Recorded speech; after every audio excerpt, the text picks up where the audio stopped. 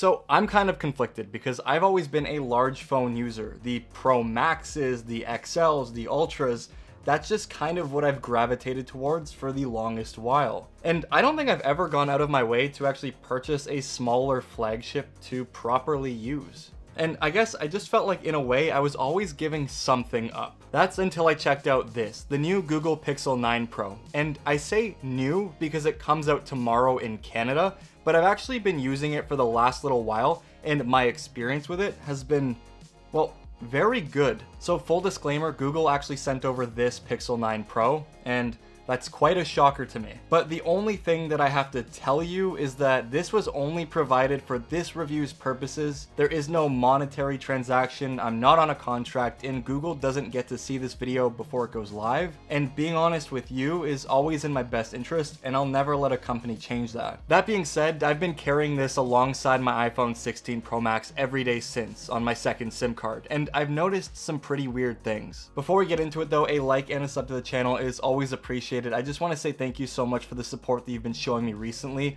We're on track to hitting 50,000 subscribers very soon, and I just can't thank you enough for the support. Now, when I say pretty weird things, I don't mean anything to do with the phone specifically, but it all comes back to the size. So the Pixel 9 Pro is Google's new phone in the lineup. It's a smaller Pro phone with the bigger brother now being the Pro XL. The thing is, aside from the 6.3-inch display, the slightly smaller 4700 mAh battery, and it weighing only 199 grams, 22 less than the XL, in terms of specifications, the phone is the exact same. It includes the 1 to 120 Hz refresh rate display, the 3000 nits of peak brightness, the 16 gigs of RAM, the Tensor G4, and so on. In fact, the display is actually sharper with a higher PPI of 495 considering the display density. The Pixel 9 Pro also now brings over the exact same camera layout, which considering how compact this device is, it's kind of impressive. Now, I was a huge fan of the Pixel 9 Pro XL, which I paid for out of pocket. Like I said, I always go for the larger devices. Though after carrying this alongside the 16 Pro Max, with this being in my left pocket and this being in my right pocket, I've actually found myself going with the Pixel more often. Because in most cases, a phone that's this size is just easier to use. Whether I need to shoot a quick text to my wife or take a quick photo, set a timer on my phone while I'm cooking, the Pixel has just been getting more attention. I mean, it makes sense. It's simply just smaller and it is easier to handle. One-handed, I actually get a pretty good grip on the phone, making it less of a hassle to use if I'm on the move. Even in bed, if I'm scrolling through Twitter, which is a terrible nighttime routine by the way, I am grabbing the Pixel. I don't need to balance the phone awkwardly or be uncomfortable in any way. And of course, I could just buy smaller phones, but this is my first foray into a flagship compact device, and I've just simply fallen in love with it. Now, I don't think it's a surprise that when it comes to the Pixel experience, a lot of people put Pixels a cut above. I mean, this is Google's vision for what Android is supposed to be. Now, some can argue that this is pretty dumbed down, and sure, while the customization might not be up to par with something like Samsung, I do appreciate how easy and welcoming the Pixel UI is, and personally, I think that this is a great entry Android device for iPhone users. It's pretty simple. You have your home screen, your app drawer, which is arranged alphabetically, some cool widgets from Google, which I think look pretty aesthetic, and that's pretty much it. You can change your icons to be themed by Material You, and the lock screen has some pretty quirky clocks to choose from, but ultimately that's as far as the customization on the Pixel goes unless you use a different launcher. It's not overwhelming, there isn't a lot that you need to change out of the box, and it makes the phone familiar and easy to use, which is also something that I do appreciate about Apple. But the whole interface is snappy, it's smooth, it has some really nice animations, and overall it feels very thoughtful and put together, but it doesn't take itself too seriously with the large buttons in the control center and larger fonts that's kind of in your face. And applications like the camera app are very simple and easy to understand, but you still do have easy access to more pro settings if you do care about those things. Now, the Pixel 9 Pro XL and the Pixel Pro this year have really impressed me when it comes to the overall design and material choice. There's flat edges all around, but they have this really nice curve just before touching the back and front glass, which makes this phone really comfortable in the hand. While I'm not a huge fan of them opting for a shiny aluminum frame on the Pixel, as I feel like it does get pretty gross with fingerprints pretty easily, the one thing that I do appreciate about this that iPhones have kind of went away with is the fact that it's just easier to grip and hold on to. This is very slippery at times, especially when it's cold outside, but I always feel like I have a really firm hold of the Pixel. Of course, most people will be using this device with a case, and I mean, that kind of defeats the whole purpose of me even bringing up that point, but it is still something that I do appreciate, even if I have to clean it a little more often. I am happy to see the back matte glass make an appearance once again though, since Google's been notorious for making a very sticky feeling shiny back glass plate, but this looks and feels much more premium. And the camera visor, yeah, it's big, but it does hold some pretty powerful sensors and lenses. And because it's centered and symmetrical when using the phone on a table, it's not gonna rock back and forth, which makes using it very easy. And now the color that I have here, this is rose quartz. And I'm not gonna lie, I was very iffy on it. It's not something that I would personally go for, but in a weird way, it has actually kind of grown on me. And I think it kind of complements my 16 Pro Max's desert titanium quite well. So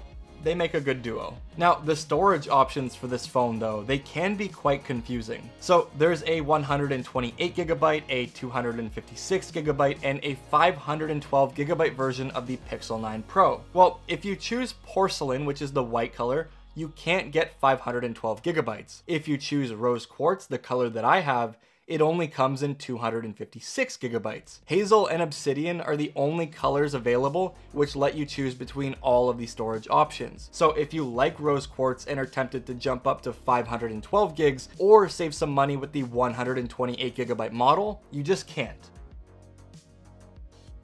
Now, the Tensor G4 inside of the Pixel 9 Pro, in my opinion, has come a long way from what we had just a couple of years ago. I don't do a lot of demanding tasks on my phone. I'd say, aside from playing games, the worst I throw at it is a bunch of photos in Lightroom. That being said, Lightroom has always felt sluggish on previous Pixels, but with the Tensor G4, I've noticed that the performance has been pretty solid. It feels snappy and exports are very quick, much like the 16 Pro Max, which has a lot more power under the hood. That was actually really quick. Like, wow. That was actually faster than it is on the 16 Pro Max. I know that wasn't like a heavy edit or anything, but that was fast, man. Holy. And look, I've always said this, but the Pixel 9 Pro and Pixels in general are not going to be the devices that you go out and purchase to play games. I will say that Tensor has grown more and developers have optimized for it better, because I have noticed an improvement in the gaming experience and in those apps such as Lightroom. But just know that if you're buying this phone with gaming in mind, there's devices out there that'll serve you better in this price range. I mean, the Pixel 9 Pro in Canada costs about 1,300 Canadian dollars. You can get a OnePlus 12 with the Snapdragon 8 Gen 3, and I think for gaming in general, that phone is obviously going to do you a lot better. But don't let that take away from what's special about the Pixel. Personally, I think where the Pixel excels this year is in its efficiency. The phone stays cool to the touch, it's able to jump in and out of applications without a hiccup, and the battery life has been incredible. One of the major things that's held me back from going with a smaller device, aside from the cameras never being on par, was the battery life. But with the Pixel 9 Pro, it's actually kind of nuts. Now, I've seen reports of people saying 13 plus hours of screen on time with mixed use, which is nuts. And mine is still learning my usage patterns, so I can't necessarily speak on the specifics when it comes to the screen on time. However, I have been using this phone just as much as my 16 Pro Max. Like I said, I've been daily driving both of them, and there are times where the Pixel ends up with about 40 to 60% battery life left over just before bedtime, and there are times where that is actually above what my iPhone's reporting. So I think that's pretty good. Like, for a phone of this size, that's surprising. Now, that being said, the iPhone actually does have a smaller battery. It's not a big difference, it's actually very minuscule, but that being said, this is still really good. Now, I think I've made it very clear on this channel by now that I really like the camera performance that comes out of these Pixel devices. Like, no matter what I have to say about the hardware or the software of these phones, that is one thing that honestly excels in every way. So with the Pixel 9 Pro, there's a 50 megapixel main sensor, a 48 megapixel ultra wide, a 48 megapixel 5x telephoto, and just as a whole, that's a really stacked layout. But there is actually that 42 megapixel front facing camera with phase detect autofocus. Now, I am a big fan of shooting in RAW, but I do have to say that even just using the auto mode on the Pixel gives me a really good experience, and I really like the images that I'm getting out of it. I feel as though it's one of the most consistent shooters. I love the look, the colors, the contrast, and how much specific colors like reds pop. I think that the Pixel has its own look, and it is very punchy. It handles skin tones very well, and it is definitely like an acquired taste. It's not something that is like super natural or tame compared to the iPhone, but it's fantastic out of camera. When I carry a Pixel, I find myself just taking more photos than I usually do, and I don't know why, but it's something that I've done since the Pixel 8 Pro. I think the look is just something that I really love. It does decently well in lower lit environments, and it just brings everything in the area that you're shooting to life. The reason I choose to shoot RAW on the iPhone is, well, of course I'm getting the best image, but sometimes I feel like the iPhone makes things look lifeless and dreary, so needing to bump up that saturation or play with the colors is definitely something that I have to do. But like I said, just straight out of camera, the Pixel in the devices that I've used is one of my favorites. Now, video is quite interesting. I actually think that the quality of the video on the Pixel is fantastic. You can shoot up to 4K 60, the colors are really good, the detail is there, and it is so close to being such a great camera for video, especially if you're doing anything in social media. The only problem that I really have with the Pixel is the image stabilization. On this phone, it seems like the 5x lens has a really tough time staying still. It's very jerky, and it's very hard to get a shot like centered at all. Now, I was doing like a video test and I was kind of just shaking the phone like this. And with the 48 megapixel ultra wide, the main sensor, you can barely notice any shake at all. But once I switch over to that 5x lens, it's like going back and forth, up and down. It's searching for whatever, and it doesn't really make any sense to me. Now, when it comes to lens switching in the video, there is quite a bit of like a step up to it.